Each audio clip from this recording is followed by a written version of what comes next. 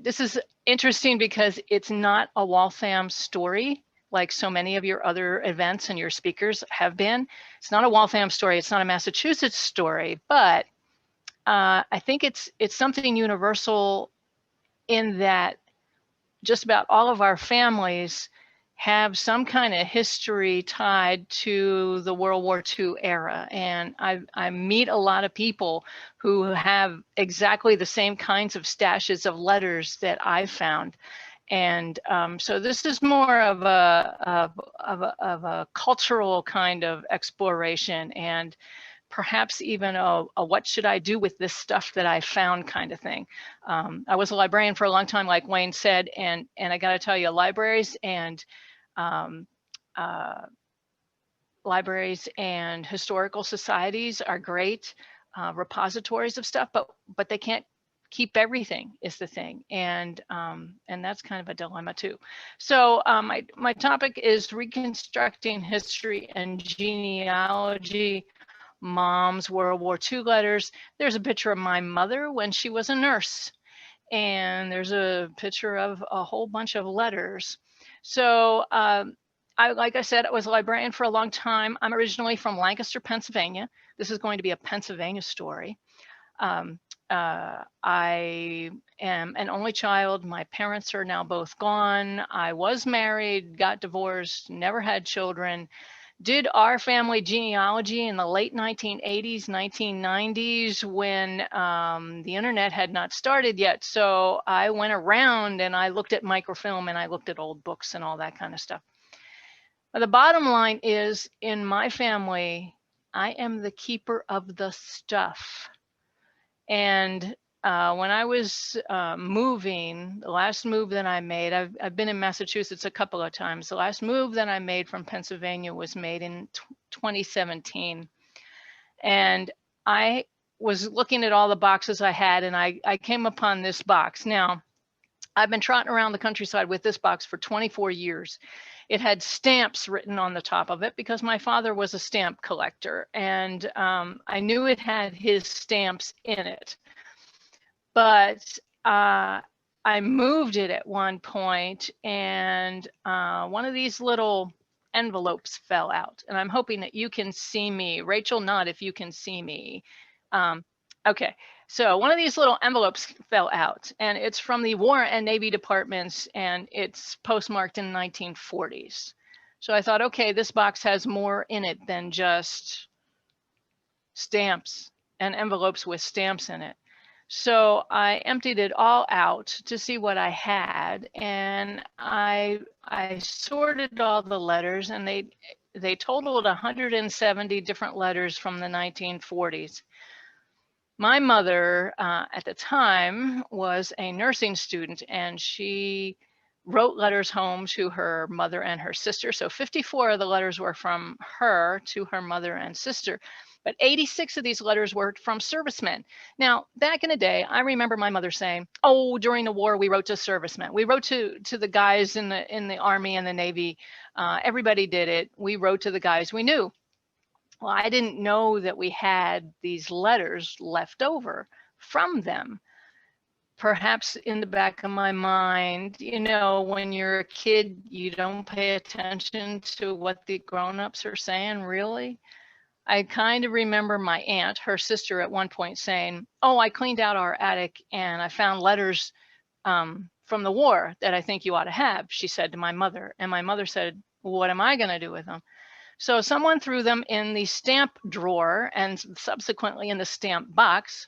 Fortunately, nobody cut the stamps off or soaked them off, because that's what we usually did. And then we'd toss the envelope. So what I had here basically is 86 letters from 16 servicemen. I only recognized one name, really, and that was my uncle, my mom's brother. 7 of the men I could figure out were originally from Allentown, Pennsylvania, where my mother's family was from.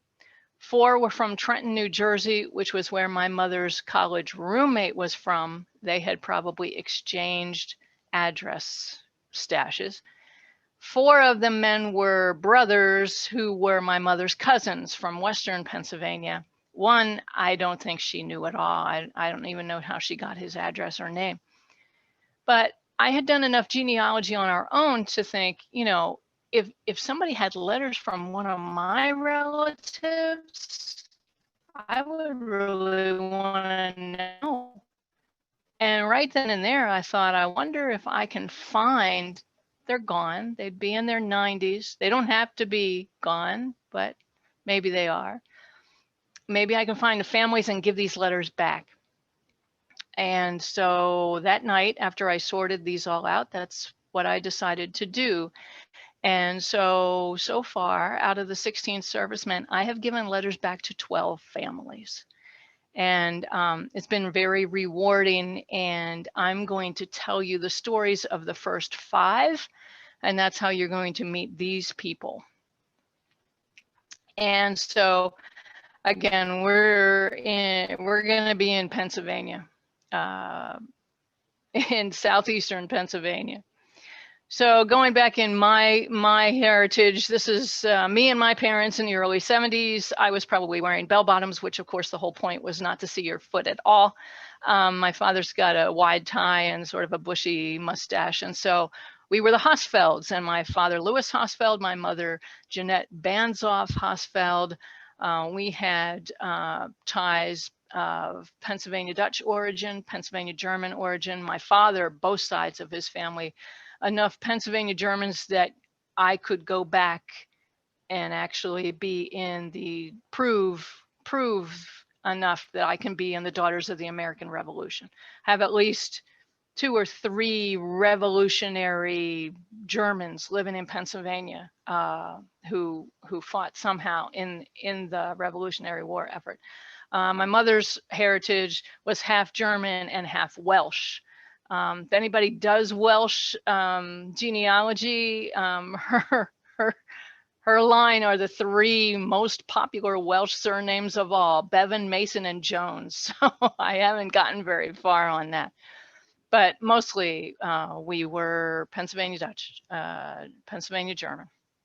Now, here's my mother's family. This is all about her family. And in this picture, she is the baby, and her brother John is holding her. And on either side of them are their parents, Anna and Charles. Standing up behind John is their sister Bertha, but everybody called her Bill. Standing next to her, making a face with his finger in his mouth, is Charlie, or Charles, but everybody called him Bud. That was their sibling. There are 4 siblings. Looking very staid next to my grandmother Anna is an aunt, and I forget her name actually. Her husband's probably taking the picture, and their son George is standing in the back with his arms across. And then their grandparents, George Washington Banzhoff and his wife Myrtle, are over there on the left-hand side. So that was their extended family. Naturally, this picture has nothing written on the back. I recognize the faces. I have no idea where they were. Some kind of monument, some kind of federal building, state building, I don't know. Could be Philadelphia, could be Harrisburg, could be Washington, D.C. or Baltimore, I don't know. The tragedy of the Banzhoff family for the 4 children is that their father there on the right, Charles, died in the early 1930s of thyroid cancer. And so my grandmother had to finish raising these 4 children on her own. I really don't know how she did it. I did interview my mother and my aunt on a cassette tape that I have in another box somewhere, and asked them how it was growing up. In the Depression and afterwards. And they said, hey, we were poor, but everybody else was poor. So, it really didn't matter. We all fit in. So I don't really know exactly how they did it. Although I can say that their father, Charles, and their grandfather, George Washington Banzhoff, were both Masons. So it's possible that the Masons organization helped out the Banzhoff family. So looking at these 4 siblings again, we got the oldest daughter, Bertha, but they call her Bill. We called her Aunt Bert. And we got Bud making a face. Now, there was a beautiful picture of him in his army uniform on Aunt Bert's mantle forever But when we cleaned out her house, my cousins took it and decided to get rid of it. And so just imagine him in an army uniform. And then John, and then my mother, Jeanette. We'll get back to them. Then finishing out the Banzhoffs, my grandmother, Anna, that is a picture taken out of time because she's actually holding me. So that's probably 1958, 1959. And then another trusted member of the family was Teddy the dog. And I actually found 2 pictures of Teddy the dog. He plays a vital role in this story. They lived in Allentown, Pennsylvania, which you can see there sort of on the right-hand side with, of course, New Jersey on the right-hand side, the dividing point, the Delaware River, Philadelphia down there in the corner. Lancaster is a little bit to the west of Philadelphia. My parents were both from the Allentown area, but they met in Philadelphia, and my father immediately got a job in Lancaster, and that's why I grew up in Lancaster. At the time that the Banzhoffs lived in Allentown, it was a city of about 100,000, mostly German and Italian descent people. Today it has about 120,000, is about as diverse a city as any American city could be. Think Worcester, think Providence without being a capital. The biggest building over there on the left-hand side, the tallest one, is the PP&L building, Pennsylvania Power and Light. It's the national grid equivalent of Pennsylvania, and it was the electric company that served the whole region. And it was one of the major employers, and you could see that building from anywhere in the valley. And just like the Empire State Building, they changed the lights at the top for holidays and special occasions, and it was an important touchstone for everybody who lived in the area. Now, the Banzhoffs, as you can imagine, were not well off, and they lived at an address called 35 North Madison Street, which is the duplex, so to speak, on the as we're looking at it on the left. You can see I have a picture of Jeanette and Teddy and Bill sitting on that very stoop. I went back to take the pictures. Allentown and a lot of the towns in southeastern Pennsylvania are very bricky, got a lot of row houses made of brick, and Allentown is one of them. And so they did not live on a main street. They used to like to call it the alley. It's not really an alley. There's an alley behind it, but they called it an alley. And they used to play in the street because there wasn't any traffic on it. Now they had to walk to school, which was to Allentown High School. Excuse me. Huge school on the western end of Allentown. It is now called William Allen High School because now there are 2 high schools for Allentown, but this is the one the Banzhoffs went to, and they had to walk 8 really long blocks to get there because, of course, there were no school buses, and it would have cost them to take a public bus. And I'm not even sure the public buses went that way. And then at least once a week, maybe twice, they would walk the other way to get to Christ Lutheran Church on Hamilton Street, which was the main street of Allentown, still is. And as you can imagine, lots of German ancestry in the area, lots of Lutheran churches. Christ Lutheran was the biggest, probably the oldest, still is a major edifice in Allentown. But getting back to these letters, and I held one of these up before. You can see there, some of these are what they call V-mail, and maybe some of you have run into this. Like I said, this is the thing that fell out of my box. So as my mother said, oh, we wrote letters to all the soldiers. Well, they weren't the only ones doing it. Tons of people were writing, and the soldiers were writing back. So how was the military going to deal with all of this correspondence? I mean, bags and bags and bags of it. So what they did for some of it was they would give the soldier a blank piece of paper, regular 8.5 by 11 paper, and he could write on it. It was a form. He could write on it or he could type on it. And then they would microfilm it. And they would send the microfilm back from wherever. And then all they had to do in Washington would be to print it. But they would print it on these teeny tiny pieces of paper that you got in these teeny envelopes. Now, if you take this to a, which is probably why my relatives all had magnifying glasses sitting on their coffee tables. If you put this on a contemporary photocopier and bounce it up to 200%, it comes out as 8.5 by 11. So it's quite handy.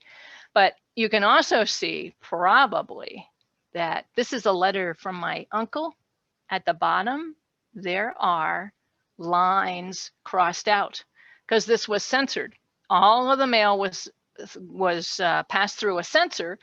And if you mentioned a place or an activity and tied it to a date, they would try to erase that because, of course, they didn't want the wrong information getting into enemy hands. So let me read to you this letter from my uncle. He sent it to my grandmother, Anna, but he knew everybody would read it. So, and it's typed. He was stationed in Hawaii, and I'll get to that again in a minute. But let me read you this because it's amazing. And all of these letters, you know, it's not like we write now on word processors. People knew what they were writing. They didn't cross things out. They had it in their heads what they were writing. I never heard my uncle tell this story this way. It says, "Dear folks, this is your wayward son again knocking out a few lines on this beat up thing they call a typewriter. At the present time, it is raining cats and dogs, which as usual always happens on a Sunday. The rest of the company is having a little picnic today, but as usual, I have to be here and work." Except, of course, that he's writing a letter home. It was last minute stuff, so really I can't complain. We had a very nice show here last Monday. It was Frances Langford and Betty Thomas, and with them was Bob Hope and Jerry Colonna. They were all a scream from the start to the finish. That Hope is a true comedian. He was not scheduled to appear until 1600, that is 4 p.m. to you civilians, but they left us off early in the afternoon and we arrived there at about 1400, 2 p.m. The waiting for the show was worth it. I, as per usual, was right up in the very first row, so the stage was about 20 feet away from me. While the show was going on, Hope would walk around out front of the crowd and crack all kinds of jokes. He and the rest were really on the beam.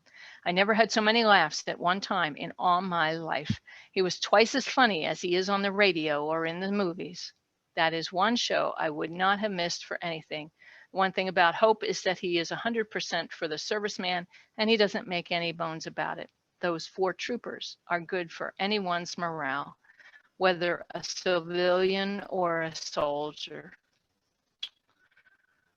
It's wonderful. And I think I maybe Uncle Bud said at one point that he had seen Bob Hope, but it's such an eloquent concert review, so to speak. Anyway, so what I found were some airmail letters, but some of these little V-mails, which were tricky to read. And we will get back to them. One more thing about the Banzhoffs, going back to them. This is my mother from her yearbook. You know, high school yearbooks are just wonderful for all kinds of information. And I found out when I was doing genealogy before, long ago, that the Allentown Public Library has a whole big, lovely local history room, and they have lots of high school yearbooks. Now, my mother had hers, and so I have hers. So this is her entry in the high school yearbook. And of course, they like to put a little phrase to describe the person, and they described her as a babbling brook is never still. This encapsulated my mother. She was a chatty gal. She was an extrovert. My father and I were more introverted. May not seem that way that I'm talking to you now, but I haven't talked to anybody else all day. Okay. So it says in her yearbook entry that she's in a cappella choir. Although one of her favorite sports is football, she is fond of all sports. She taught me how to watch football and all the rules and everything. To be a good nurse is what Jeanette wants, and she will be good medicine to all of her patients.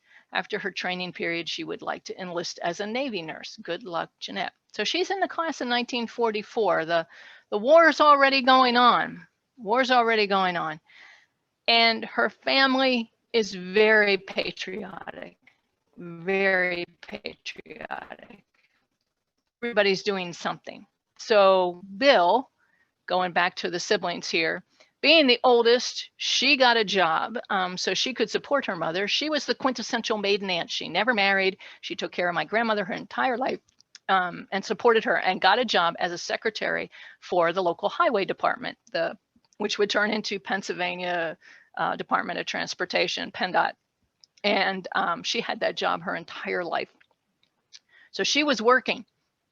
She was bringing money into the household, but she was also an air raid warden. And she got to wear a helmet, and she got to go around and tell the neighborhood people to pull down their shades and turn out their lights whenever Allentown was having a practice run at an air raid drill. And she said during my interview with her and my mother back in the day, she said they also had to take a bucket of sand and keep it by the front door. And I said, what do you do with a bucket of sand? And she said, well, I guess if Allentown got bombed and if a fire broke out, then we would have some way of helping to put it out. She says, I don't know what one bucket of sand's going to do, but if every household has a bucket of sand by the front door, that'll help something. And I have met other people in the last year or two who have told me they remember keeping a bucket of sand by the front door. So she was helping, but as I said, the comedian there, and that encapsulates him pretty well. They all had good senses of humor, especially Bud and John and Jeanette. Bill sort of gave up to it. Well, she was the oldest, so she was supposed to be the one who was more responsible, I suppose. So Bud, I read his letter to you. He was in Hawaii. He had some kind of desk job with the Army. He was not in Hawaii when Pearl Harbor was attacked, to my knowledge. I'm not exactly sure what he did, but he was in Hawaii with the Army. John, you can see there is also an Army uniform. He had a desk job in Philadelphia. He was stateside because he only had one eye. He had a glass eye. He had a childhood accident where he lost an eye, and so he was not allowed to go overseas in the military. So he had some kind of desk job in Philadelphia. And then we got Jeanette. She's in uniform. We'll get to her in a second. In addition to Bill, Anna also knitted. Everybody knitted, they said. The Red Cross gave them free yarn, and they knitted scarves and mittens and hats and what they called helmets that the men could wear under the regular helmet so it wouldn't skitter around on their head. They were the hardest things to knit, my aunt would tell me on that cassette. So she did that kind of thing. I'm assuming she also took in laundry and helped and kept a household going on that. Teddy the dog had a job as well. Teddy, the family folklore was that the family made Teddy a hat, and it had stars on it, and they always gave him one more star than General Eisenhower had, so that he would always outrank Ike. So he would always outrank General Eisenhower. And so the family story was when the boys came home from war, finally at the end of it, Teddy would wear the hat and he would salute them boys, and the boys would salute him back. And that was the story of Teddy the dog that was handed down. Now, Jeanette is in this patriotic family. What's she going to do? She chooses the United States Cadet Nurse Corps. This was a federal program because the country was running out of nurses, and they needed nurses both here and overseas. So the United States Cadet Nurse Corps was formed so that they could train as many women to be nurses as possible, because of course it was only going to be women, because that's what nurses were. And so the federal program subsidized the schools, the training places for the women, so that the women could get this training absolutely for free. Absolutely for free. It was a 3-year program. They would graduate with a registered nurse degree. They could be registered nurses. The caveat was that it would be nice. It wasn't a total commitment, but it would be nice. They didn't sign their lives away, but the commitment sort of was understood that after you graduated, you served at least 1 year as a nurse. For the military would be nice, but at least 1 year as a nurse. Now, Jeanette graduated from high school in 44. She decided to go to the University of Pennsylvania in Philadelphia. Penn had a really good school of medicine, school of nursing. They still do, notable. And this is the thing in the middle there is her entry from the Penn yearbook of 1947. Well, while she was at Penn, the war ended. And so the Cadet Nurse Corps program ended a few years after that. She got in at the right time. She never would have been able to afford college otherwise. She got to get nurses training for free. In some of her letters home, I think she had to pay for, she didn't have to pay for the uniform, but I think she had to pay, you had to wear white gloves with it usually. I don't think she's wearing white gloves in that picture, or maybe she is. Yeah, maybe she is, because her hands look a little whiter than her legs too, quite frankly. But there she is in her cadet nurse uniform, and there she is in the college yearbook. Not a moment without some activity is her motto there. And again, that was my mother. She was yeah. So that's what program she was in, and that's why she was in Philadelphia. And she was away from home for the very first time. And so she would write letters home to her mother and sister. Philadelphia was only an hour and a half, 2-hour drive, and my uncle did have a car, and they did go back. The two of them would go back for church almost every weekend to Allentown. But still, she wrote several letters home every week, telling what was going on in her life. She did stay on after graduation for 8 years at the hospital at Penn, and serving on the surgeon role at the time in the hospital was C. Everett Koop, who some of you may remember used to be on our TVs a lot in the 70s because he was the Surgeon General of the United States. He's the one who put the warning label on cigarette packs. And my mother also got to take care of sort of a celebrity patient while she was at Penn. It was actor Jimmy Stewart's father. I don't know what was ailing Mr. Stewart, but they were from Western Pennsylvania, and Penn was a really good hospital. For some reason, they didn't go to Pittsburgh. They decided to send him to Penn. And my mother took care of him. And so she got to talk to Jimmy Stewart on the phone and tell him how his father was doing. So it was kind of running joke in our family every Christmas when we would watch It's a Wonderful Life. There's Jimmy Stewart on the TV. And my mother would say, hey, he talks just like he talks on the phone. She got to talk to him on the phone. But you wanted to hear about the letters. Let's get to the letters. So that first night, I separated all these letters, and I thought, okay, I'm going to try to track these people down. Now, I was just going with basic information. I did not log into ancestry.com or any private database. I was just going to go out on the internet, see what I could find. The first guy I was going to look for was Roy Schmoyer. I sort of recognized that name in the back of my head as my uncle's talking about him. So there were 3 of these little V-mails from Roy and 1 regular letter. And the regular letter on the right hand under my picture there was addressed to Little One, dear Little One. Evidently, people called my mother Little One because she was the youngest in the family. I had never heard anybody call her Little One. So this was a revelation.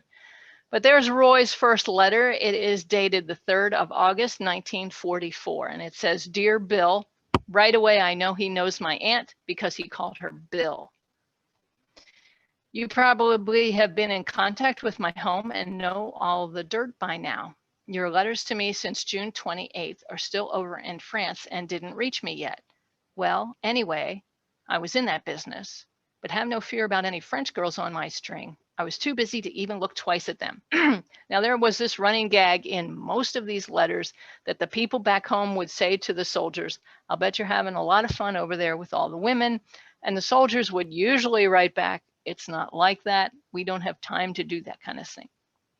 Obviously, some of them did, and obviously some of them did marry women that they met overseas. But going back to Roy there, he says, I was too busy to even look twice at them, but that seems like an awful long time ago now after being in the hospital. It surely is strange to be so inactive, and I have hopes of getting out soon. I am not walking yet, but with treatment and exercise, it should come quickly. So he's been injured, but we don't know how or why, and he can't walk yet. So then he says, as to your bowling, I admit you are getting better, but you must improve still more. Now that's another clue, because my aunt was an avid bowler, and evidently Roy was too, and he must have known her. And then he says, by the way, I haven't heard from John for a long time. Where is he now?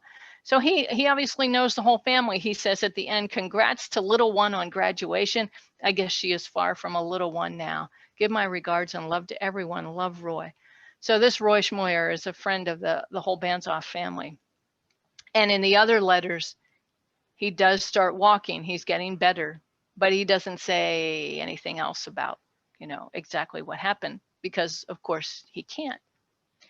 So those of you who do historical research and genealogical research probably know that, when you're researching somebody's life and they're gone, and I'm assuming Roy is gone, you start with their obituary and work backward. And so what I was thinking is, I'm just going to go out on the internet and see if I can find Roy Schmoyer in an obituary. And I'm going to put Roy Schmoyer in quotes, so the two words are together, and I'm going to put Allentown, because a well-crafted obituary, he's obviously from Allentown, well-crafted obituary is going to have where he's from.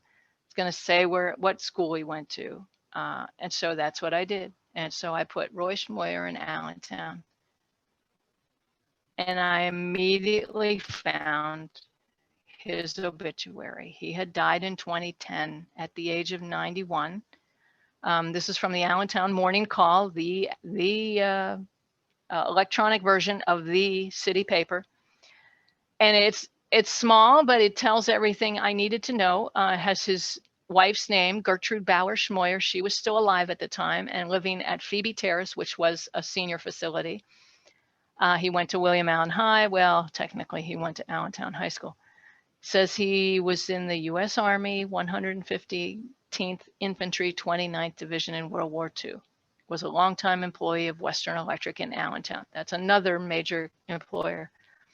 And of course, the survivors are what I want to find. At the time, his wife was still living, and his daughter, Dr. Martha Schmoyer Lomonico of Bridgeport, Connecticut. So that was 2010. And also with all this research, you have to divorce yourself from the emotion of a lot of this kind of thing. And you just you're going with the facts, and you're not thinking about everything else. So his wife was still alive at the time, but I thought, oh, let's look for her. So I found her obituary right away, and she had died in 2016. And everything matches up. They're definitely a couple. She's from Allentown. They both worked at Western Electric. That's how they met. And her survivor is daughter Dr. Martha Schmoyer Lomonico of Bridgeport, Connecticut. So I think you know where I'm going here. I want to find Martha. I want to find their daughter. So Martha Schmoyer Lomonico sounds like a pretty unique enough name. So I looked for that, and I found her right away. She's a professor at Fairfield University in Connecticut, and she's in theater and performing arts. And Schmoyer is not a performing arts kind of name, so she changed her last name to Lomonico. But fortunately, I mean, she's findable, and there she is. And so because she's a college professor, I could look up all of this stuff about her, and including her email address is right there on the screen. So right away, that first night after I separated all these letters, right away, I'm hitting the jackpot by finding Roy Schmoyer's daughter and her email address. And I have to think, what am I going to write to her? Surprise, surprise, I have letters from your father. So I took some time to think about that. She's the only one that I found an email for. So the others I did by snail mail and letters. But every time I contacted somebody, it was a version of this. So this is what I wrote to her on that email. And in the subject line, I put World War II letters from Roy Schmoyer, so that she would know I was not a Nigerian prince promising riches. And I also, for all the letters, I scanned them to make an electronic copy, and I also made paper copies for me. I was going to give the copies, the real letters, back to them, but I was also thinking of doing something like this and talking about the whole process. So I also attached his first letter, so that she again would know that I wasn't making this up. So this is what I emailed her. I said, hello from Lancaster County, Pennsylvania. You and I are evidently in the same age range and we have similar roots. I just started looking through an old box of correspondence and I found 4 letters from the 1940s that I believe your father, Roy Schmoyer, wrote either to my mother, Jeanette Banzhoff, or to her sister, Bertha. All were natives of Allentown. Roy was a sergeant in the U.S. Army and was in France at the time. I went through and I talked about all of the Banzhoffs because it was obvious that he knew them. And I said, evidently your father was injured and spent time in the hospital. He alludes to this, but is not more specific. At the time of the writing, my mother was living in Philadelphia. She was enrolled in the nursing school at the University of Pennsylvania. She wrote to a fair number of soldiers, it seems, and she kept all of their answers. Yours are the first letters where I've been able to track down a survivor. Would you like me to send you these letters from the past? None of these people are around to give or deny permission anymore, and I don't think there are any secrets revealed that anyone would be embarrassed by. I'd be happy to mail them to you. I only wish I had looked in this box 20 years ago. And then I sent it and hoped for the best. And the next morning when I got up, I thought, I wonder if Dr. Martha Schmoyer LaMonaco looked at her email overnight. So when I opened up mine, I saw that I did get something from her account, but it was an out of office reply saying, I am on sabbatical this semester and I'm not going to be checking my email very often. And I thought, well, we've waited 70 years here. Whenever she reads it, she reads it. So I'm not going to contact her department to get her attention. It is what it is.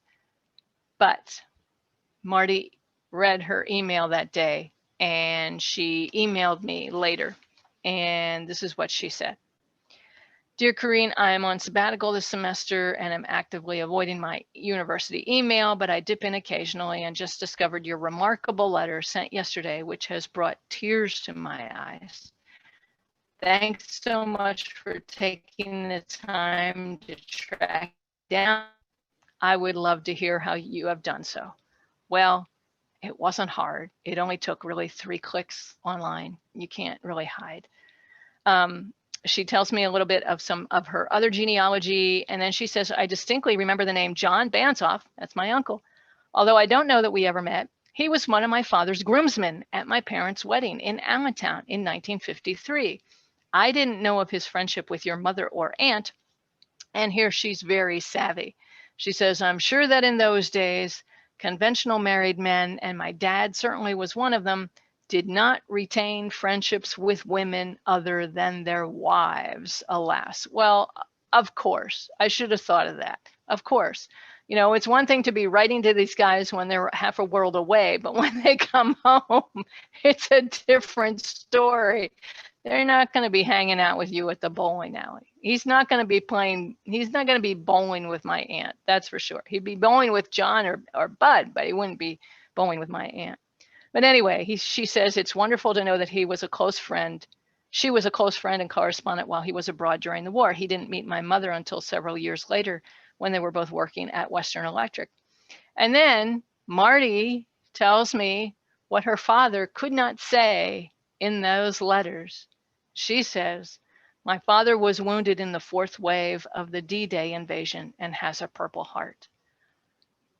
And you go back to that first letter that he wrote, and all he said was, I guess you know all the dirt by now. I was in that business. Well, the business was D-Day. He couldn't say it, but obviously everybody knew it.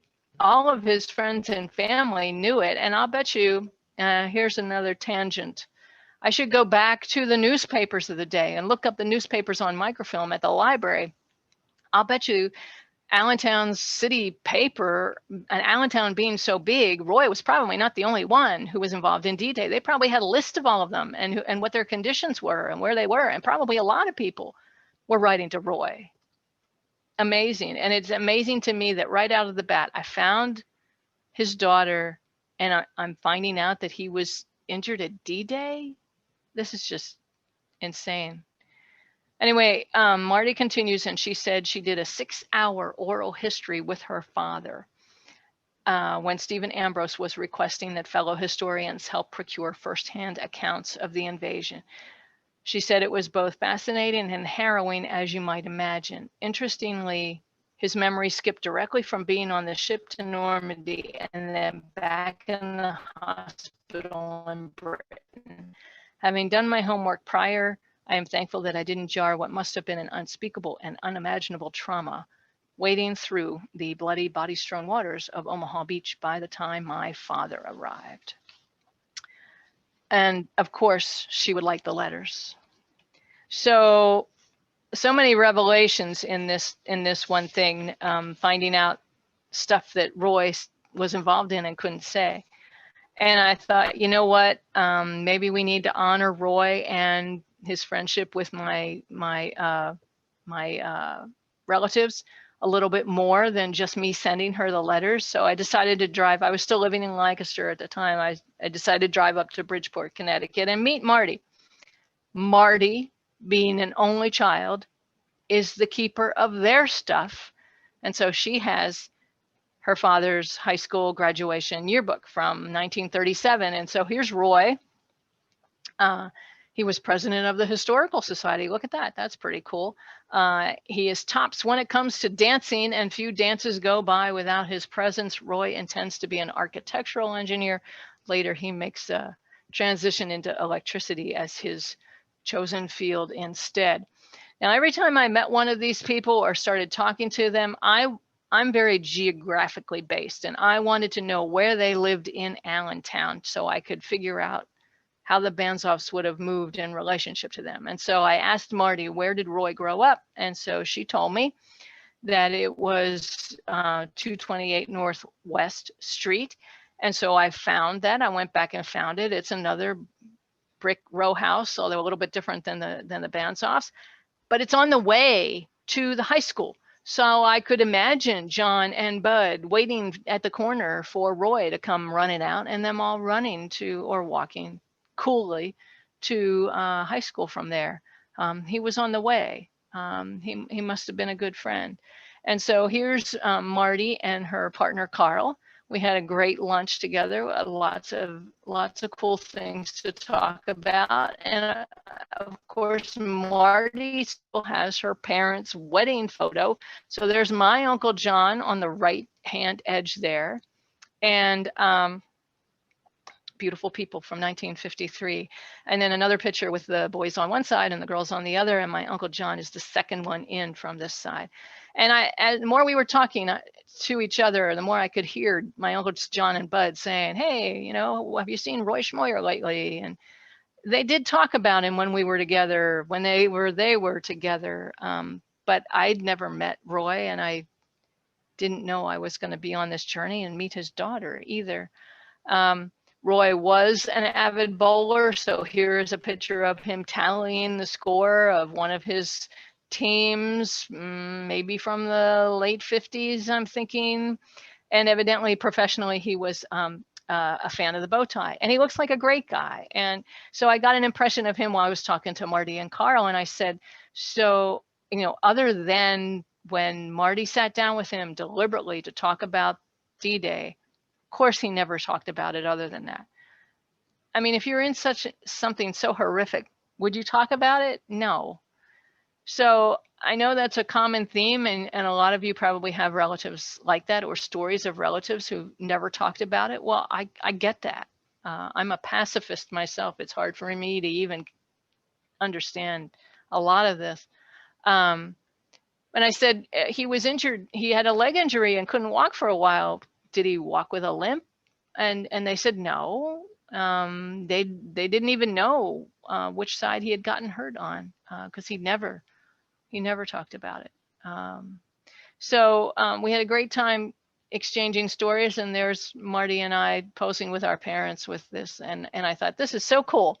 I found these people right off the bat. I found Marty, Roy's daughter, right off the bat. I got to keep going, because these letters don't belong to me.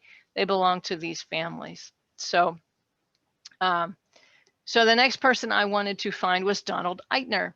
And Donald has really nice handwriting, doesn't he? What are we going to do without handwritten letters anymore? I mean, you can just tell somebody's personality here. I mean, it's not the same kind of, and it's very straight up and down. I don't think that's Palmer or Peterson handwriting, but it's very cool. And so his first letter is, Dear Jeanette, I certainly was very pleasantly surprised to receive a letter from you. Gosh, it hardly seems possible that you are out of high school. I always remember you as Bud and John's sweet little sister, and here you are grown up in what seems like overnight. I can picture you as being fairly tall. Am I right, Jeanette? Well, yeah, she was taller. The Banzhoffs were kind of tall and skinny.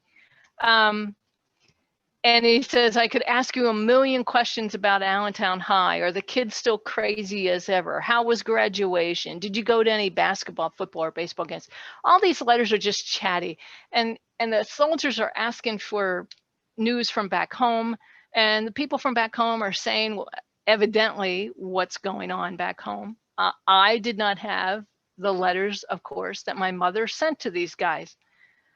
But I did have the letters that she sent to her mother and sister, and she talked about what they were doing in nurses training, and she talked about all the different courses that they were doing, all the things that they were involved in, and how restrictive it was. They were living in an apartment building.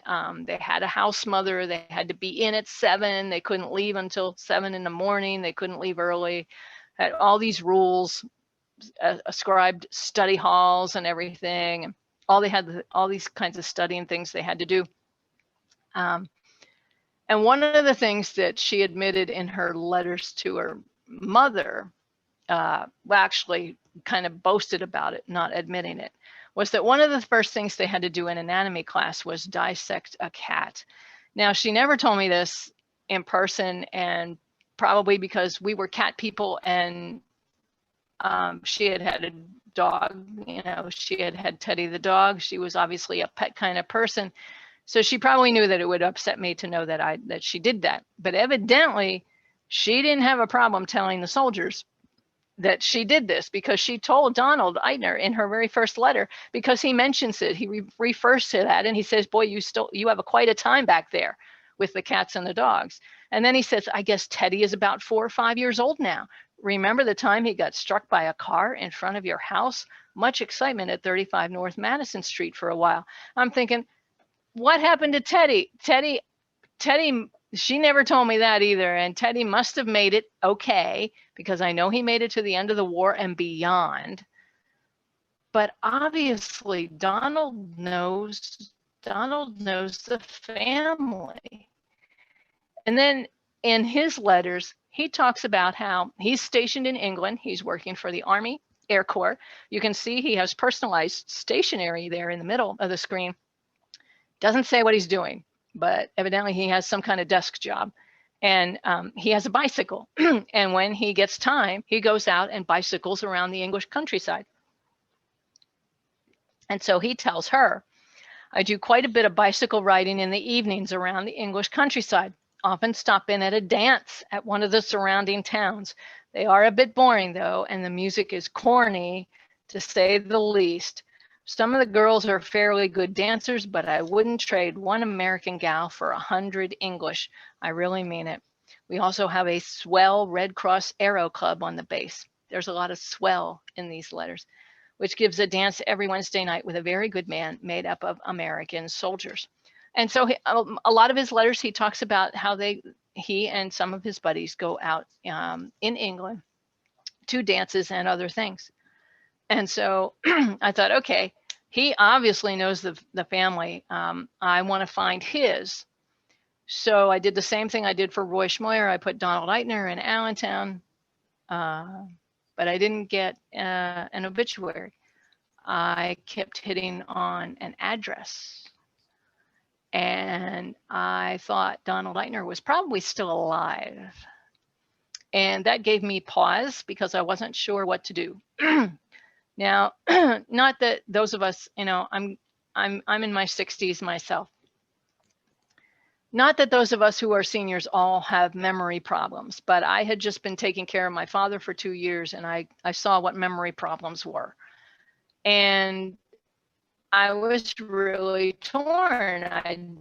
I didn't know if Donald Eitner was alive. I didn't know how much he would have remembered of all of this, and if he would have welcomed these letters at all, or if he would have remembered who Jeanette Banzhoff was, or the whole family, or Madison Street, or whatever. So I really did want to find a child, a son or a daughter.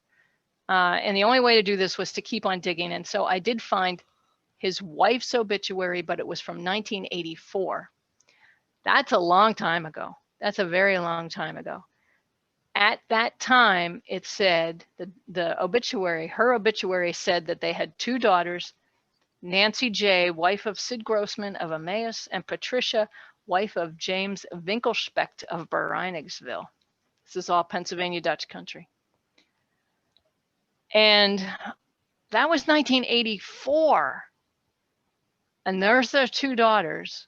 So I'm thinking in an obituary, the older sister is mentioned first. Maybe she will be the keeper of the stuff, or at least the information. So Nancy, wife of Sid Grossman, I'm thinking, what are the odds that they're still married and that's still her last name? You don't know. You don't know. But I got lucky. They were divorced, but she had kept the name. So I met Nancy Eitner Grossman, and yes, her father Donald was still alive. And yes, it was probably a good idea that I contacted her and not him. He was not in a really good place, physically, mentally, whatever. I didn't want to get involved in family drama. So I understood completely because I had just been in similar situation, and so Nancy and I had a nice time talking. All of these people, I kind of asked for a picture of their person, especially in uniform if they had it. Nancy said there's this great picture of her father as a young man in uniform, but just because of the way things were, she did not have access to it. And I understood, and you know, these are not my stories, they're their stories, and I didn't want to intrude. I just wanted to kind of get the basics and to be able to give the letters back. And so on my own, I can find Donald Eitner's graduation picture in the class of 1938 yearbook at Allentown Library. And so here's Donald Eitner. They called him Peck, maybe because they thought he looked like Gregory Peck. I'm not so sure.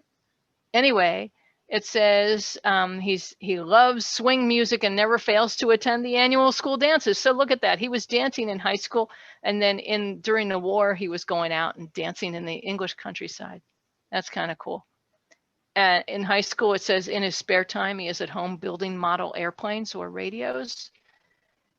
Isn't that interesting? He went on to be in the Army Air Corps.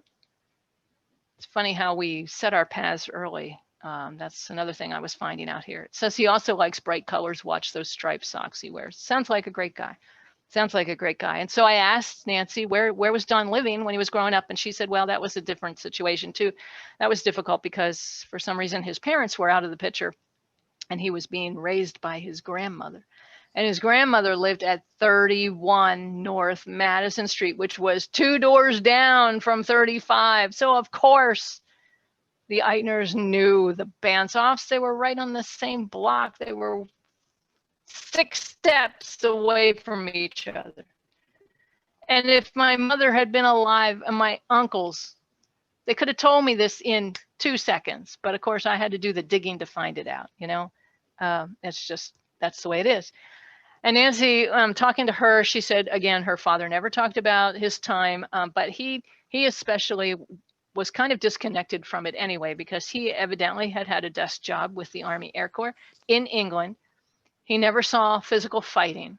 He was not, for example, Roy Schmoyer at D-Day. And so when it came time to Veterans Day or Veterans Organizations or Memorial Day or Flag Day or any of that kind of stuff, he really didn't think he mattered to the cause. He really didn't think he did anything that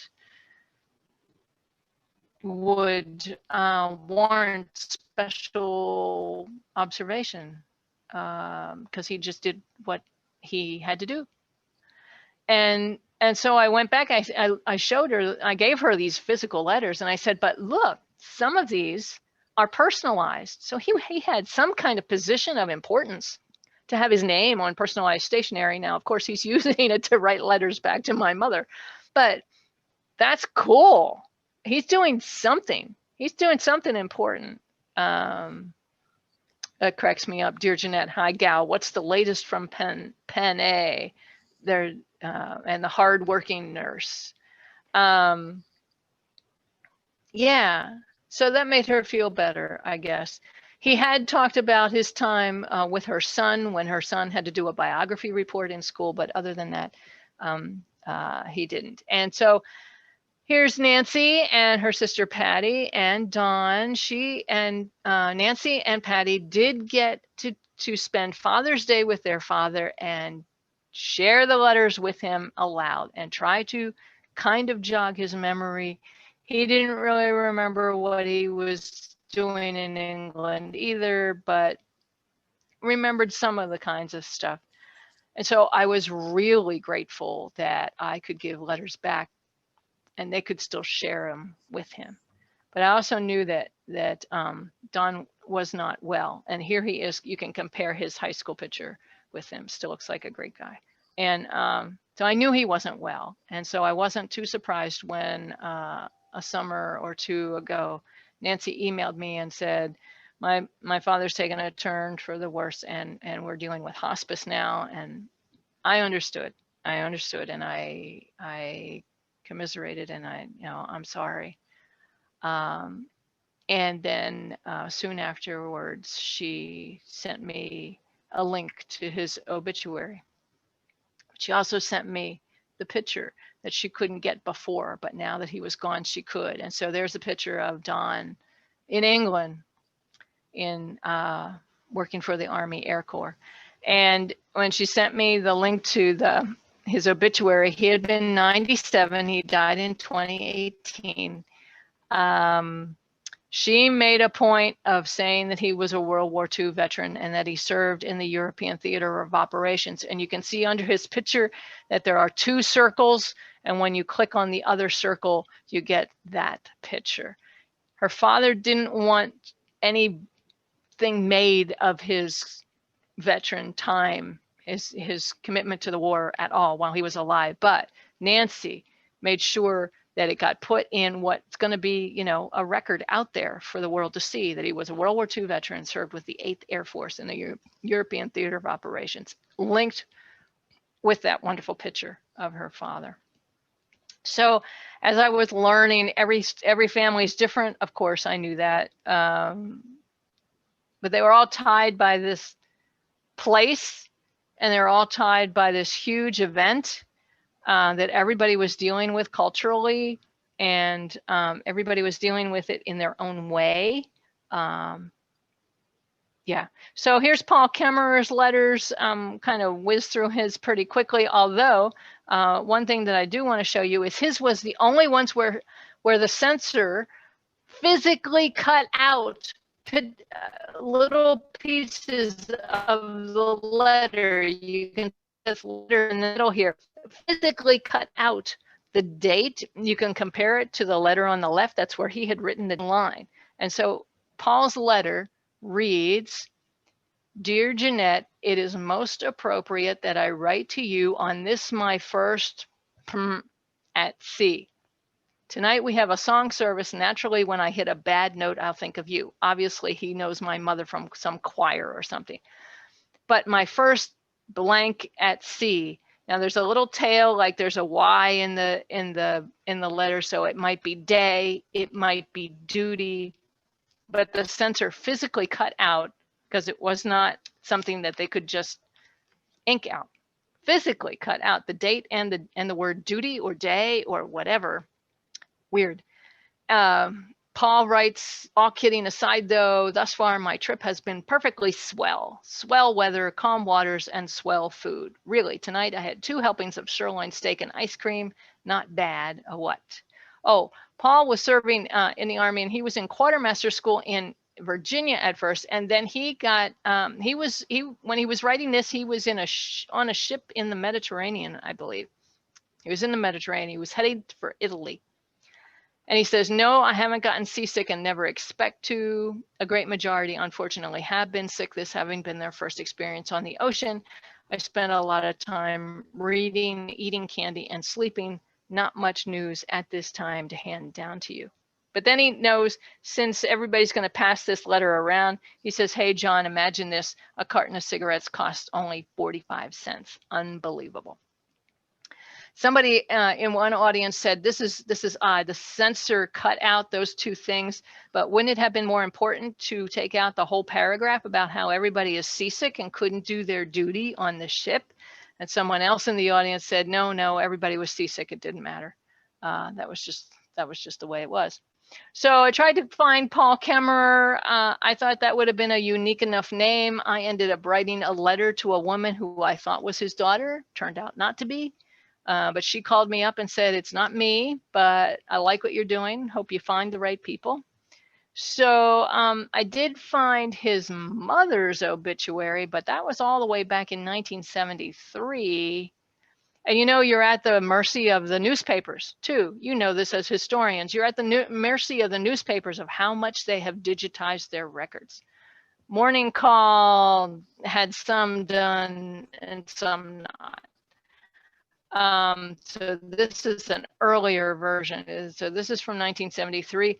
And then it says, surviving our son, Paul A. of North Brunswick, New Jersey. That's why I couldn't find him. He had jumped the Delaware and was over in New Jersey. So I had to fool around with some things online. Again, I did not go to Ancestry. I did not do any of that kind of thing. But I eventually figured out that after being in business somehow in New Jersey, eventually Paul and his wife retired to Florida. And that's where I found their daughter, Joanne Kemmerer Schultheis, in Ocala, Florida. And so I was not going to drive to Florida. I don't fly. I was not going to drive to Florida to give her the letters back. So we had a nice talk on the phone. And I, of course, had already gone to the library and gotten her father's yearbook, a same one from Donald Eitner. They were classmates. Here's Paul Kemmerer. They called him Dracula in school because they thought he looked like Dracula. Don't you think he looks like Dracula? Kind of the nose and the ears, kind of. And this is really interesting. It says, he says he's a woman hater, but it says Dracula is a real friend, for he has the unusual habit of carrying never less than $5 with him, which was a lot at the time. If this capitalist wanted to live the rest of his life without working, all he would have to do would be to charge interest on all his loans. And if he'd collect his loans, he'd make Andy Mellon, another Pennsylvanian, look like a peanut vendor. But just watch our miracle man sail through college and work himself into some executive position. This sounds really weird and interesting, like he's already a businessman, like he's already conducting himself as a businessman. Odd stuff, odd stuff. So I asked Joanne, as I asked everybody, where were they living?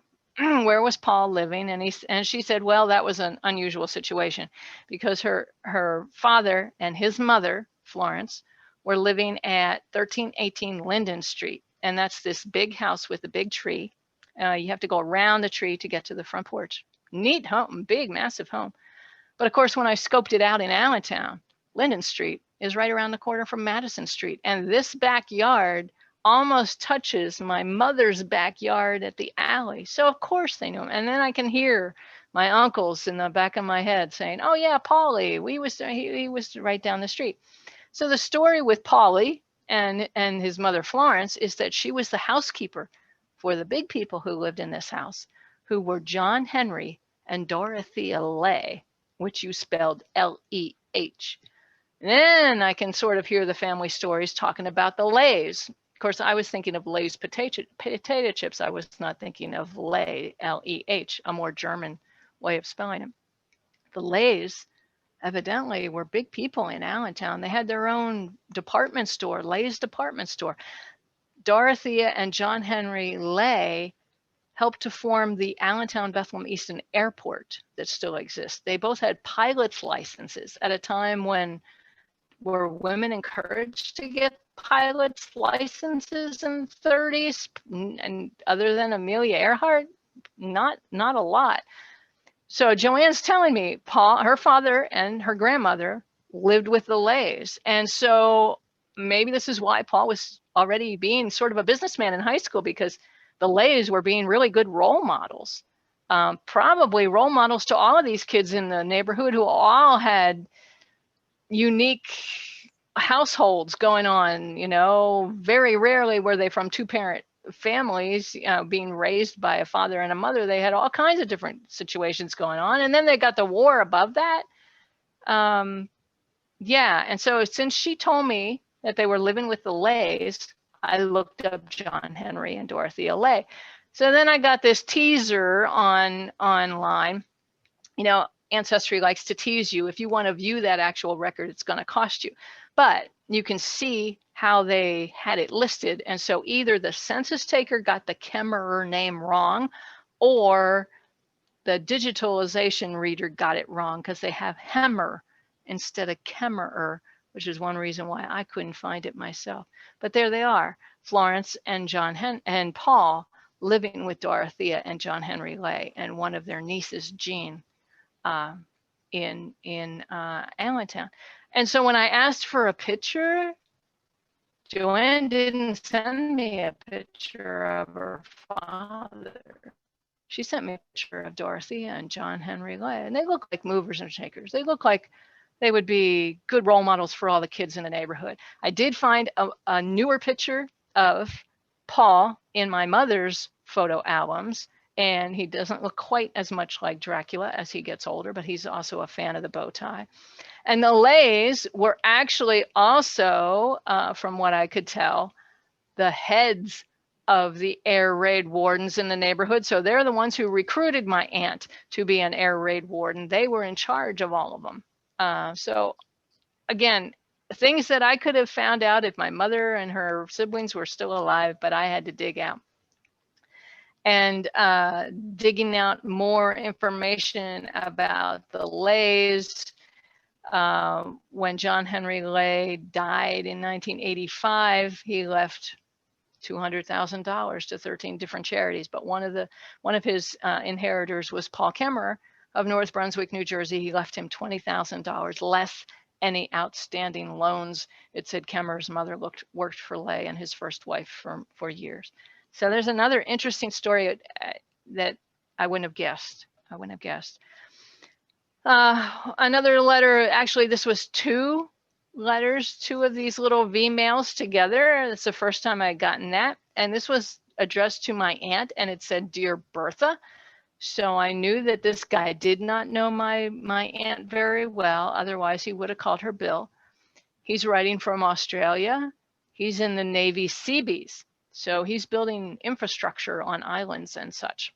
And he talks about how big the poinsettia bushes there are, how they're just as big as our lilacs. And he, on the second page, says, at present, I'm being treated for a skin infection. I don't think it's serious, but the treatment is a long, drawn-out process. Other than this, I have not been sick a day.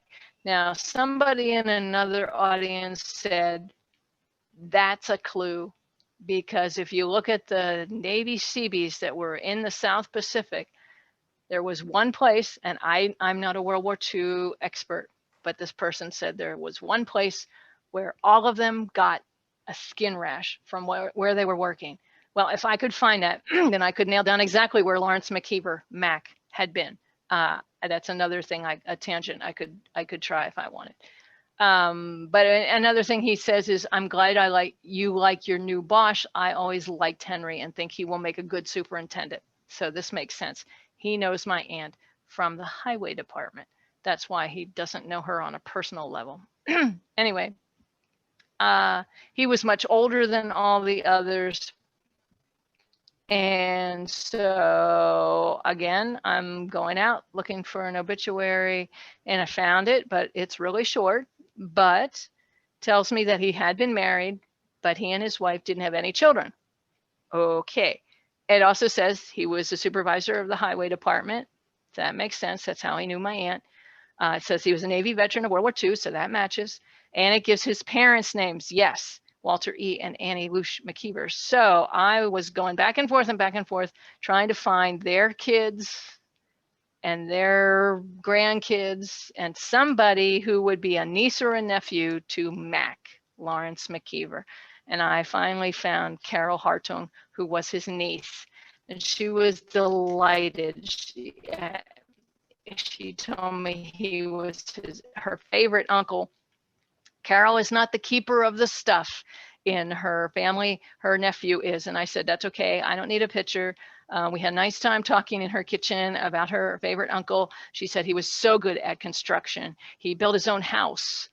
So that makes sense that he was in a highway department, was good with working like that, and that he was in the Navy Seabees. So that makes sense.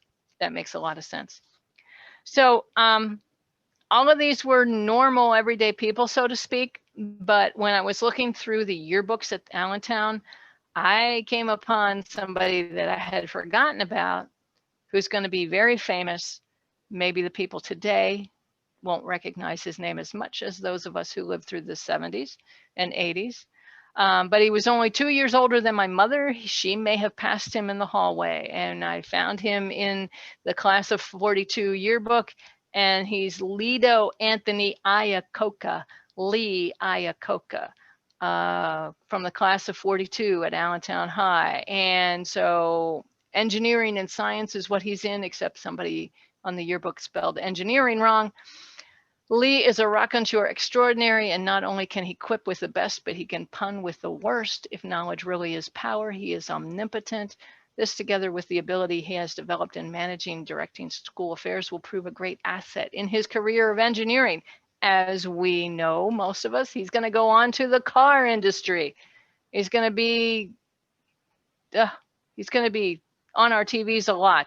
And he's already president of National Honor Society. He's on the manager of the swimming team. He's on the play committee. He's in the Latin club. He's on the debating society. He's doing all this stuff already, and he's in high school. Now, Lee Iacocca did die a few years ago. And so here's a more contemporary picture of him, but he looks just like his yearbook picture. And if you read anything about him, he was doing all this stuff, but he suffered from rheumatic fever when he was a young guy in high school. And so that's why he was not called up to serve in the military. And so he went on to Lehigh University and then on to Chrysler. Ford and Chrysler, and designed the Mustang.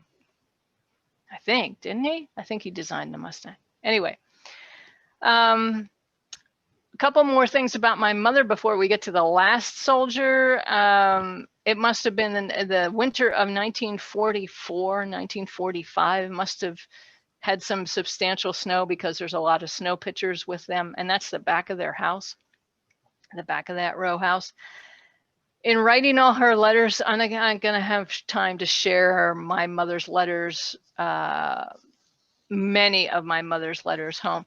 But there's a couple that I want to talk about, other than the fact that she talks about living in the apartment house. She's away from home for the first time.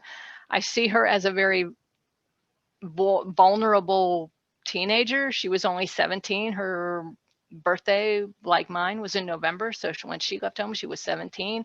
Even though she wasn't that far away from home, she really missed her mother and her sister, and well, anyway. And like I said, John and Jeanette would drive back to Allentown for church almost every Sunday, but that didn't stop her from writing 2 or 3 letters a week to her mother and sister. And of course, they weren't going to use the phone because it's long distance and that was going to cost. And she didn't have a phone. There was an apartment phone at the bottom, a pay phone at the bottom of the stairs of the apartment house, but she wasn't going to call home. At one point, she says, "Can I bring Marilyn Seitz home with me this weekend? Mother, please, can I bring her home?" Marilyn's brother Albert has just been listed as missing in action, and Marilyn needs to get out of the city. Can I please bring her home, Mother? Can I please bring her home? This kind of surprised me because the woman that I knew as my mother was a very forceful woman, very extroverted, and I would have expected her to just say, "Hey, Mom, I'm bringing Marilyn home," and not asking permission. But she was very deferential, and she was only a teenager. I saw her in a different light.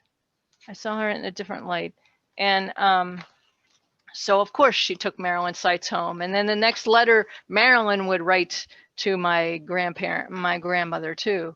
And then a couple of weeks later,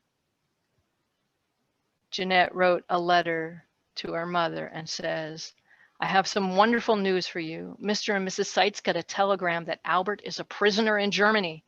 Marilyn was so excited she didn't know what to do. I sure do feel happy for her. She has been writing to him ever since they got the first telegram. Mr. Seitz got 2 very nice letters from the government, one from Washington and the other from his major. His major said that Albert will never be forgotten by his men. He spoke very highly of him." So the war comes raging in here, even though most of the time they weren't talking about it. And so I'm getting chills, Albert's not missing in action anymore. And now he's known as a prisoner in Germany, and his family is happy because they know where he is. It seems odd to be happy, especially knowing what's going on in Germany. Maybe they didn't know about that yet. And so I wondered if Albert came home. And there's a special database. I don't have the actual address, but I'm sure you can find it. The National Archives have a special database for anybody who served as a prisoner of war in any war. So I looked up Albert, and he did come home. He came home. He was a prisoner starting in like September of 1944. And so when the war ended in 45, he got released. So he was a prisoner for about 9 months. So he did come back home. So that was interesting to find out. So there's a lot of tangents I could go out on. If Jeanette did not get an answer from her mother or her sister, she would write home to Teddy the dog. Sometimes she drew pictures of Teddy the dog. This is a picture of Teddy the dog with 4 stars on his collar. So Eisenhower must have just had 3. It says, "A 4-star general waiting for his 2 non-commissioned brothers to come home," by MJB.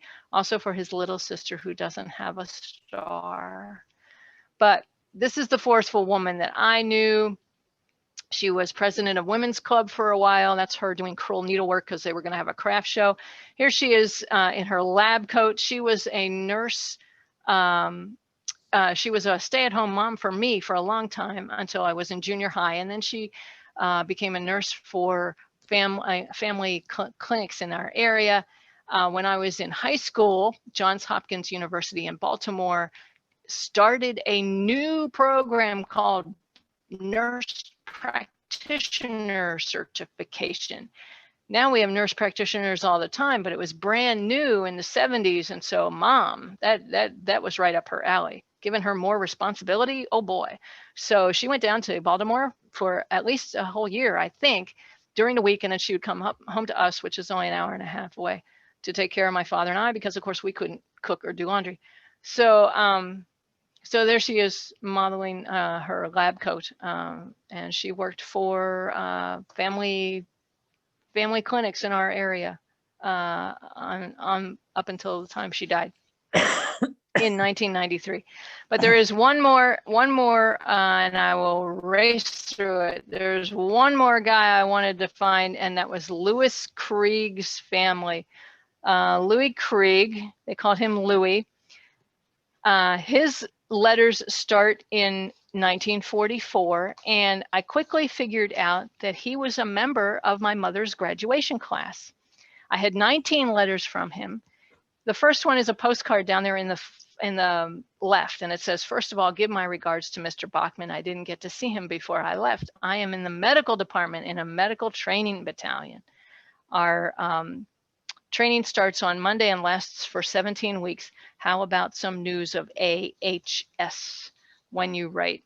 Allentown High School." A couple weeks later, in April of 1944, he says, "Only 24 more days of school. I wish I was still there. It's not that I don't like the Army. I like it a whole lot. I'm very glad I'm in it, but I like civilian life better." And eventually in his letters, what I figured out was he was a member of the class of 44, like my mother, and he was in medical training. And so they were writing back and forth about the medical things that they were learning. And he was in an Army camp in Texas. And then he went to Denver to Fitzsimmons General Hospital to learn how to be an X-ray technician. Then he was sent back to Texas and eventually was sent to France in 1945. And in one of his letters from France, he sent my mother pictures of, now this is not the Notre Dame Cathedral in Paris. This is Notre Dame Cathedral at Reims in France. And so he sent her photographs.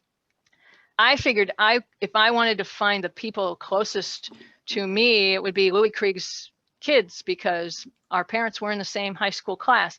So what had happened was, in March of 1944, 49 boys from the class of 44 left Allentown High School and went off to basic training. And the school said, "Go and do what you have to do. You are members of the class of 44. You're already in the yearbook. So here's Louis Krieg in the yearbook. You're already in the yearbook. You're already going to graduate with the class. You go do what you have to do. We'll forfeit the rest of the year for you. And if you can come back for graduation, great. If not, we will mail you your diploma. You go do." The school had the blessings, gave them the blessings, and 49 boys from the class of 44 left. And Louis was one of them. And so his high school yearbook is my mother's yearbook. I had it. And it says, "Louis is a swell friend and an all-around good fellow. And he looks like a swell guy." Looks like a swell guy. And I really wanted to find his family. But I couldn't find him in obituary right off the bat. I found his wife from 1997. And already it said she was the wife of the late Louis E. Krieg Jr. Okay, so that was 1997. But it also says she was a member of Christ Lutheran Church. So they went to the same church. Not only was Louis Krieg in my mother's high school class, but they went to the same church. And so they had 3 children, and they're listed there, James, Susan, and Sally. I also found his mother's obituary from 1987. And in her obituary, it said a son, Louis Jr., died in 1974. Now I felt very badly, because that's a bad thing. He was only in his 40s. Something bad happened. Something bad happened, and Louis died early, and this was disturbing, obviously. You know, I was a junior in high school, and his kids were probably, at least one of his kids was probably in high school when their father died. But going back to the son James, daughter Susan, Susan lived near me. She lived in York, so I wrote her a letter. I didn't hear, and I thought, I really want to find these people. So I wrote to James in Allentown, and I didn't hear. And finally, Susan emailed me and said, "Sorry, I've been away." And I had given her a couple of copies of the first couple of letters, and she said, "You know, my father's been gone so long, I don't even know if I would have known his handwriting. He's been gone since '74." So I asked her. We decided to get together for lunch. She and her brother, her sister in Florida, had already passed away. So it's just she and Jim. And so I asked her, where had her father grown up? Well, he had been in another part of town, a little better part of town, really. Individual family homes on North 19th Street. But they had gone to the same church, and they had been in the same high school class. And I met Sue and Jim. They're great people. As soon as I saw Jim, I'd been looking at his father's yearbook picture for so long. I said, "Whoa, you really look like your father." And he said, I used to get that a lot when my father was still alive and people knew him. And we had a great time talking. We'd all been baptized in Christ Lutheran Church in Allentown. Jim still goes there. We were sharing stories. It was great. And Jim says, "Look, I know you want pictures. I have a box for you out in the car. And I have no idea what's in it. You'll see there's dust on the top of it. I don't know what's in it. You can use whatever you want, make copies, whatever you want. I have no idea what's in it." So I hoped it wasn't the same kind of box that I had, but it wasn't. It was this plastic bin. And when I finally opened it, I could not even believe it. Their father had saved everything, and their grandmother must have saved everything, his mother, and their mother must have saved everything, because somebody put it all in this plastic bin. This is not an old plastic bin here. Louis Krieg saved everything, including the first time he passed his physical, the certificate of passing his physical to get into the Army. He had all of the manuals, the basic field manual, the first aid manual, even the manual from Fitzsimmons Hospital in Colorado. He had 8 or 10 photo albums. Now, he had sent my mother some photos, so he obviously was taking pictures, black and white pictures. The outside of it was kind of corduroy, and it had U.S. Army faintly printed in it and an Army insignia, as though the Army expected him to take pictures. And so when you opened it up, there were all these little slots for pictures. And bless little Louis's heart, every time you turned over a picture, it said where the picture was taken and who was in the picture. And his handwriting looked exactly like my mother's. They must have learned from the same teacher. And all of these pictures, and you can see the Eiffel Tower peeking out from under one of those pictures on the right. And when I it documented all of his time, from the boys leaving on the train in 1944 to him in his uniform, to learning how to use the X-ray equipment, and he and his other friends learning how to use the X-ray equipment. And I opened one of those albums up, and this picture was on the very top, and it looks very European, and obviously it's an officer. And when I turned it over, it said General Eisenhower at Reims. And he also said, "Note the 5 stars on the license plate." I'm thinking, General Eisenhower, how are you getting that close to General Eisenhower? This is insane. And so 5 stars on the license plate. That means Teddy the dog must have had 6. And then somebody else said, "Oh, but that's Kay, his secretary, walking behind him." And you know what they said, yada, da, da, da. So I have since read Kay's first autobiography, Eisenhower Was My Boss, which was great. And that's when I found out that Eisenhower had an affinity for little Scotty dogs. So that's a little Scotty dog on that step. They always had Scotty dogs with them. This is just amazing. How do you get all this stuff? And so it documents all his time, including he and his buddies on the ship home. The ship had a newsletter. He saved all the newsletters. Fitzsimmons Hospital in Colorado, they put on plays. He had all the programs from the plays. There's a lot of unique stuff in this little plastic bin, and Jim and Sue didn't know anything that was in there. And that was really interesting. And I wished it was my stuff, but it wasn't. And so I emailed Sue. I made copies of what I wanted to make copies of. And I emailed Sue and I said, "Okay, we have to talk. I'm ready to give you your stuff back. I'm ready to move to Massachusetts. I'm giving it back before I can move." So I invited her over and I just started doing what I just did to you. And look at this, look at this, look at this. And her eyes just kept getting bigger and bigger and bigger. And she said, "We had no idea. We had no idea." Neither Jim nor Sue have any children. Their sister down in Florida had a son and a daughter that they invited up afterward, and they all went through all of this stuff so that they could all see, so the next generation can see. But a couple of days later, Sue emailed me and she said, I have to thank you again, because, you know, if you hadn't asked, we might never have known. Nobody looked in this box. You know, when their mother died, they just moved it from her place to Jim's, and he didn't even look at it. And without children, who's going to go through his stuff? He's the keeper of the stuff now, but they didn't even know there was stuff there. It was amazing. So I know I've been in touch with them. They're still looking to figure out what they want to do with it. They want to digitize, want somebody else to do it. Nobody in the family in there, but also the back, you know, also the captions on the back. And eventually I was able to go back and find Louis Krieg's real obituary from 1974. And what I had learned from Jim and Sue was that he had died of prostate cancer.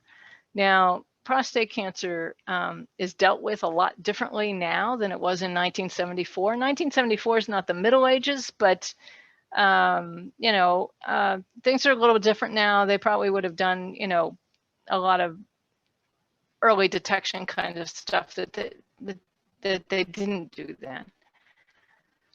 But also in their family folklore, they're also wondering if using X-ray equipment without proper protection may have contributed to his early death of cancer. And it would be interesting to go back and find everybody else who was trained as an X-ray technician then. Because if that, you know, now you go to the dentist office, you get encased in lead so they can take X-rays of your teeth.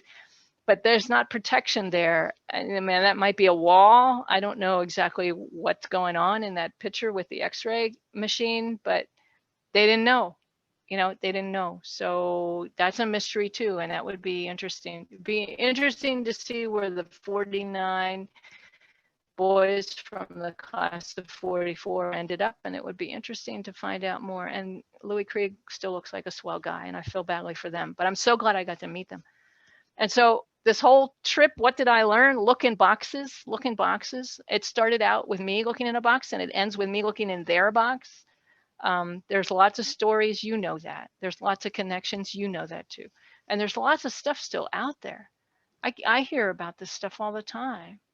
I hear about it all the time, and I'm sure you guys probably have some. So be prepared to be surprised, be prepared to find connections, because they are everywhere. And I'm so grateful that I was able to do this and to give letters back to people who deserve it, and to hear their stories and to honor both them and their fathers and their families. So that's my story. So thank you very much for listening. I know it's a lot to take in. I know it's a lot to take in. So I will come back to you guys.